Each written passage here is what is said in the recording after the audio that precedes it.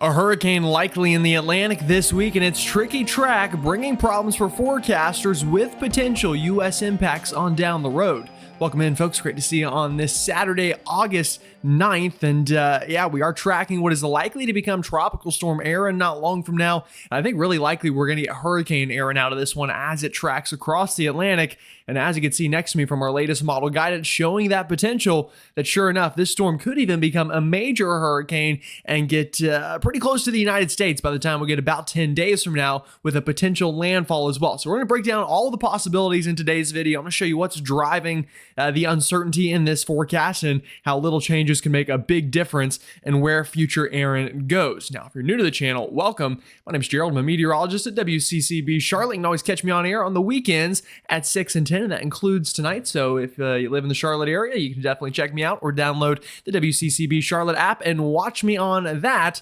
We'll also ask, if you haven't already, please go ahead and like this video, subscribe, and hit that bell for the latest notifications. We've gained some pretty good numbers recently in terms of views and subscribers going up, as you would expect with active weather. So a lot of new folks definitely, and I appreciate you joining me. And if you normally watch the videos and you're not subscribed, just go ahead and do it. It's free, it's easy, it helps me out. If you want to help a nice 21-year-old weather nerd out, it's a great thing that you can do. Just hit the button and then also consider sharing it with some friends. All right, that's enough of me rambling on about myself. Let's talk about the weather. And like I said, next to me, this is the brand new latest afternoon run of our GFS American computer model. And I think showing at least a general idea of what could happen here. The storm becoming stronger already here at the beginning of the loop, becoming a tropical storm really within potentially even the next couple of days, and then hitting hurricane status once it gets a bit closer to the Antilles, and from there kind of races off into major hurricane status north of the islands.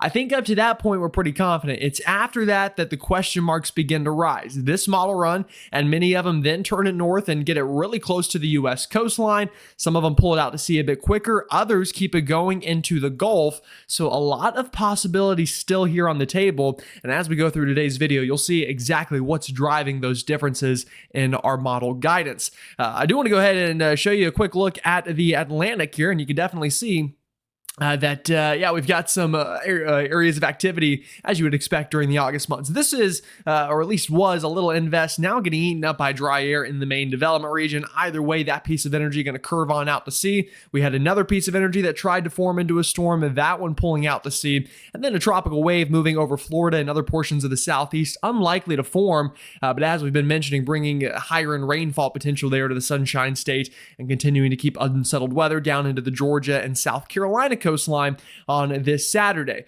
Now, while all that's going on, we've got this big old wave coming off of Africa, and that's that next invest 97L, and that's what we're going to be talking about with potential impacts on down the road. Talk about an early bloomer. Yeah, here it is. You can already see on satellite imagery spinning away just now coming off the African coast earlier this morning.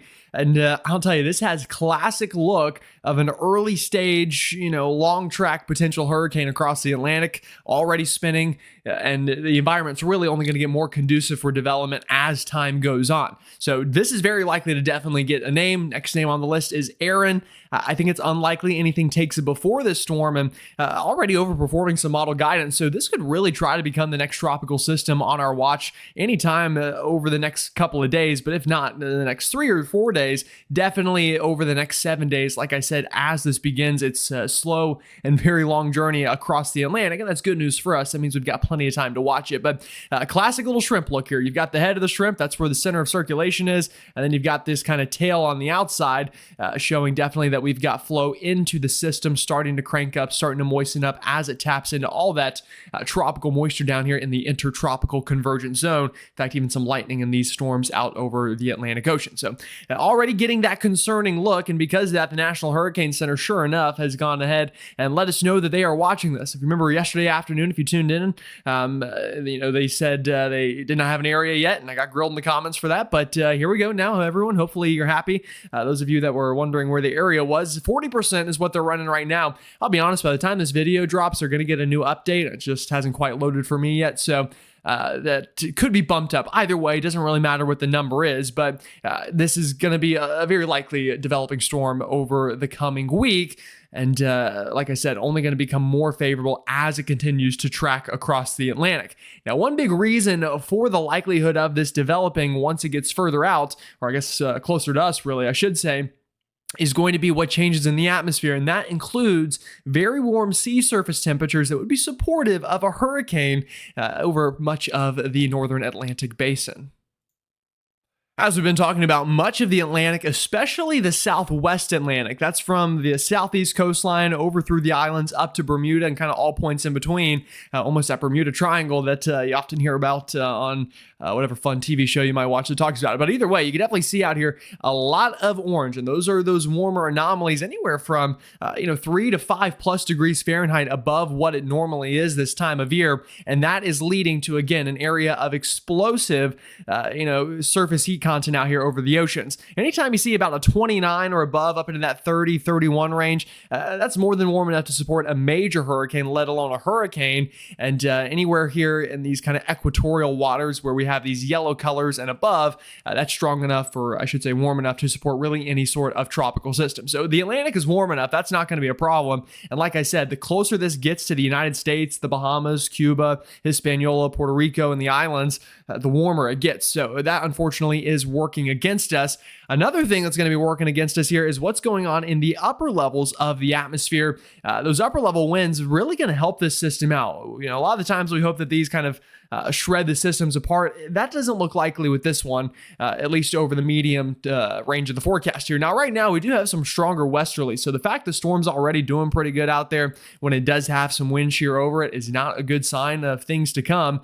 And like I said, if we kind of move the model out in time here, this being the GFS American model, watch what happens. I'm going to pause it right here. All right, this is this coming week. This is Thursday afternoon. This is August 14th. You can see the time above my head. I know it's small there, but it says forecast time, 2 p.m. August 14th. Yeah, that means, 2 o'clock on August 14th, at least in Eastern time. Notice what's beginning to happen here in the upper levels of the atmosphere. We've got diffluent flow, as we call it in meteorology. Basically, that's a fancy way of saying the wind is separating. And you can see by all the lines I've drawn here, we've got wind in opposite directions in a generally clockwise or anticyclonic flow. Now, what does that mean? All that's fancy and all, but what in the world does that mean? Why does that matter? Well, when that happens above a tropical wave, that only helps the wave intensify more. It creates a bit of a void in the atmosphere above it, and that allows more rising motion. That creates lower pressure at the surface and helps to strengthen the thunderstorms associated with the system. And just, it generally means lower wind shear. When you hear low wind shear, this is another part of that equation, is the wind shear forecast. And this upper level anticyclone that is helping to fan out the storm and help it out is going to hang with it for quite some time. This is by next weekend. This is a week from today, next Saturday. Yeah, not that far away anymore, are we? And you can see the storm here north of the islands continuing to get fanned out in the upper levels, especially in that, again, 5 to 7 day range, and keeps with it potentially even up to 10 days from now. That same general thinking here, as you can see the storm there getting close to the United States. So that's one big part of the forecast that unfortunately is working against us and going to help this system strengthen. And in terms of humidity values or moisture content, there is some dry air to the north of the system. Now, that should help keep it from rapidly intensifying over the near term. But as we get in that same area that the upper level winds fan this thing out, it gets into a pocket of maybe not more moisture, but kind of, we'll call it the middle road. There's some dry air, there's some moisture around, and at that point, you kind of just have to nowcast these things, but that could definitely influence the storm in a way. I definitely think looking at the future of 97L here, or potential Aaron, likely Aaron, I would say, it's this corridor right in here that's going to have the highest likelihood of strengthening. Once it gets towards the Antilles, up towards the Bahamas, you've got warm sea surface temperatures, upper level anticyclone fanning this thing out, and enough moisture, or I'll say a small enough amount of dry air. How about that? That this thing should be able to run off to the races. So that's a pretty pristine environment for intensification, and potentially even upwards of a powerful hurricane, not going to be out of the question. That brings up the next part of the trouble and trick of the forecast here, is where in the world is this thing going? The steering currents for this storm, well, there's layers to it, let's put it like that. And there's multiple pieces of high pressure and low pressure and ridges and troughs that are going to all kind of work in tandem to unfortunately keep this a pretty tricky forecast for some time. We'll start it here. This is a week from today, next Saturday. I think up to this point, we're relatively confident in where this thing is going. Now, if you're in the Antilles, especially the Northern Islands, including Puerto Rico, the Virgin Islands, I'd keep a close eye onto this. This could definitely shift far enough south that it could be a direct impact for you. Further south here, the closer you get to South America, the lower end chance that this storm's really going to be a problem for you. But feeling pretty good. It's going to get up near the Cabo Verde Islands and then take a track something generally like this. Now, after that, what does the flow look like? Well, we've got this big Bermuda high. The Bermuda high, though, is shifted a little bit to the east here. So what that's going to likely do is open up a bit of a lane of escape, at least for a time being. Now, that's if the storm is far enough north. Like I said, if this goes a little bit further south, let's say it's down here, and it does something like this, it's probably not going to find that escape quite as easily. And so that will be one part of the forecast. How far north is it at this point in time, around next weekend? If it's further north, easier to get on out to sea. If it's further south, more likely it takes a track towards the Bahamas and potentially the United States. That's one part of the forecast. You go further ahead into time here, and these are the European ensemble members. They kind of try to find that weakness a little bit. We'll pause it here. This is around 10 or so days from now. This is next Wednesday, not this Wednesday, the Wednesday after. This would be the 20th of August. So again, basically right at around 10 days from now. At that point, you get a new area of high pressure up here into Canada. That's trying to swing on down and kind of close up that gap a little bit. So I think there's a couple possibilities here. One, this thing stays far enough south that it never even really tries to find this gap and just keeps on going into either the Bahamas, Florida, and potentially the Gulf. That's one option. Another option is it finds this gap really early, gets out to sea, and it's nobody's problem. I think the most likely scenario right now, though, is something kind of in between that, where it tries to start finding this weakness, pulls north a bit towards the Carolinas, then this big high pressure tries to build in, slows it down, and potentially brings it back inland a little bit before back out to sea. Right now, I think that's the most likely scenario. So that means anyone from the southeast, really anyone in the United States along the coastline from the Gulf to the northeast is still in play. But I think especially kind of this corridor from the east coast of Florida up into the mid-Atlantic and northeast is the corridor I would watch this the most right now. Does that mean you need to start changing plans, running, hiding, putting up the boards? It's Hurricane Sandy 2.0. No, not at all. That is not what this means. That just means, come back every day, get another look at it, and keep up with this thing, because we won't see any sort of U.S. landfall, if it even makes a landfall in the United States, for at least 10 days. So that's the good news. And then you could see the ensembles here kind of do that, where they start to diverge. Some members get this in the Gulf, some pull this out to sea, and then a lot are kind of in that in-between gray zone that would definitely be too close to comfort, maybe way too close, meaning a potential landfall. Those are the steering currents. Let's give you a quick sneak peek into model land and show you what some of these models are projecting and how it kind of matches those different possibilities. Let's give you a very quick, broad sneak peek at some model guidance. This is just the raw data, the raw numbers, what it shows happening with the storm. We'll start with the GFS model. And again, we're going to kind of start out in a time where we know we're going to get. So 7 days from now, the GFS has a hurricane north of Puerto Rico, generally working towards the Bahamas, a strong one, a major hurricane. I don't think this is that far-fetched. I think up to this point, the forecast, not 100% guaranteed, but we're feeling pretty good. We're going to have at least a hurricane in that general vicinity. I think right now looks to be a likely scenario. After that, that's when things get weird. The GFS tries to find that weakness in the ridge I told you about. Then here comes that big high pressure to the north, kind of stalls it out near the east coast and brings it really close to the coastline, but doesn't look to make a direct landfall outside of Canada well on down the road. Now, generally with the 10-day rule, that is, you don't like showing model data past 10 days. This is the 10-day point. So, you get the point. We still have some time to watch this thing. European model, well, pretty similar, honestly. And you can see what happens. Yeah, right around a week from now, we've got a tropical storm upwards of a hurricane north of Puerto Rico, getting towards the Bahamas, and pretty similar to the GFS, tries to start finding that weakness around 10 days from now, and you get the idea. It's going to be on a very close path with the United States. The Euro AI model. This is one of the newer kids on the block. What does it show? Well, here comes the wave. Same thing, a week from now, north of the islands, keeps it going, finds the weakness in the ridge, and is mainly out to sea. And notice, though, even more areas behind it. Yeah, we might not be done here after potential Aaron. Let me show you the Canadian model and what it has. It's already out there 10 days from now. So let's back it up a week from now. Canadian further south. This one riding the islands a little bit, and because of that, doesn't find that weakness in the ridge, and it's knocking on Florida's doorstep over the Bahamas right at 10 days from now. So you get the idea here. A lot of differences in the models and some things to still iron out. And while it is good that a lot of those operational runs right now show an out to sea track, this is why we can't be 100% certain. These are the GFS ensemble members.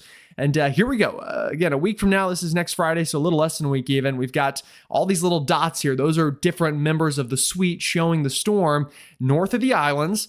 And then as we go further ahead into time, notice how they kind of start to spread a little bit, and you start to get some differences. Some members get this into the Gulf. Some members try to pull it out to sea. A majority of them, right at 10 days from now, have that general thinking that this starts to pull up towards the United States and would be, at the very least, a close call. So a lot to dissect here, a lot going on, a lot that we'll continue to figure out, but nobody out of the woods yet. But the good news is there is a path to safety here. There is a path that this thing goes out to sea and isn't much of a problem outside of rip currents and big waves. But way too soon to guarantee that that will be the main outcome. And like I showed you, plenty of possibilities that sure enough, this could be a landfalling system in the United States. So we'll keep you updated. All right, let's go ahead and take a look at what's happening on back home, give you a quick breakdown of the coming days ahead. Pretty good complex of storms working across the Midwest right now, and as we've talked about, that's associated with this big upper-level system working across the U.S.-Canadian border. Here's the center of it, up near Estevan, maybe is how you say that town, Weyburn, Regina. Y'all have some fun names up in Canada, don't you? Yeah, there we go, spinning away. That's the core of the system and firing off plenty of these storms. You hate to see the flooding threat. I told you that would be a concern here with that. You can see this flash flood watches, a couple warnings, but right now it looks like light to moderate rain working through, but we'll get more rounds of rain out in this part of the country over the coming days. And down in the southeast, that wave moving through Florida, bringing plenty of rain and even getting up into portions of the Carolinas. The good news, it's finally dry. The sun has returned through the Charlotte area up into the mid-Atlantic. Boy, oh boy, just talk about a week straight of cold air damming in August. You just don't see it very often. In fact, we broke plenty of records for low temperatures after breaking plenty of records of high temperatures about 2 weeks ago. So it has been a roller coaster across portions of the Carolinas. Northeast looking pretty good right now on this Saturday. What's changing? Where are things going? Well, if I get the right thing on the screen here, that would help, wouldn't it? Like I said, we've got this big system spinning away up north. You can see it here. There's the core of it, bringing severe weather, bringing rain, some flooding concerns. And that kind of continues, and you get more of these. I mean, as you keep on going through the next 7 days out, this is about, and then into 10 days, it's a lot of these big time systems riding that U.S.-Canadian border. Now, for all my fall lovers out there, the good news is that's a sign that summer's dwindling down. Now, plenty of hot days ahead, don't get me wrong, but the idea of summer starting to dwindle down, the jet stream's starting to come further down south, and, that will hopefully open up chances for drier outbreaks of air and cooler outbreaks of air as we go over the next month or so. And I know, like, no shock, right? It starts to cool down as you start getting later into the year, but there are signs of life in that department. Now, I am a little concerned about severe weather. Like I said, we could see strong to severe storms here today, again, into tomorrow, all these highlighted areas, a corridor of storms from really the front range of Colorado all the way through Kansas and up into the Midwest looks to be a likelihood over the coming days, and a little bit of a break, then flares back up again by next weekend. So severe weather absolutely being a component of the forecast out here, including that heavy rain potential. Now, speaking of that, let's go ahead and time out the latest model data, show you when the rain could work on through, and then give you a sneak peek on those temperatures and that muggy meter. Here's the latest run of the European model, as we've been talking about. Here's the big storm up north. Like I said, watch right into here. This is overnight tonight and into tomorrow. Yeah, more rounds of storms from Colorado up into Wisconsin. Watch for flooding, watch for some severe weather. Nothing you haven't dealt with before, but important enough to have that weather radio on, be checking in with your local meteorologists and all of those sorts of things. And I promise you folks, when we get back to winter season, we're tracking big winter storms. I'll be breaking things down state by state. But in the name of time, when we have things in the tropics, kind of just zooming things out a bit right now for the lower 48. Keep it going ahead into time. That works on through. More rain, more storms. Like I said, watch for flooding up there. Then you get another storm system. This is by the middle of this coming week, well up into Canada, but some of that rain and stormy action getting back down into the Midwest, the Great Lakes, into the portions of the plains as well, and remains not as wet in the southeast this week, but still plenty of scattered storms down here associated with that wave of energy continuing to kind of get trapped a little bit down that way. And I do think we return some frontage action or some frontal action into the northeast by this coming week as well. So, a relatively normal August week ahead, I would say. The dew points out there, it's been not too bad up in the northeast. We've had all sorts of backdoor cold fronts up here this summer. It's really not been that bad of a season up there. No, we've had our heat waves as well, but plenty dry enough at times in that part of the country.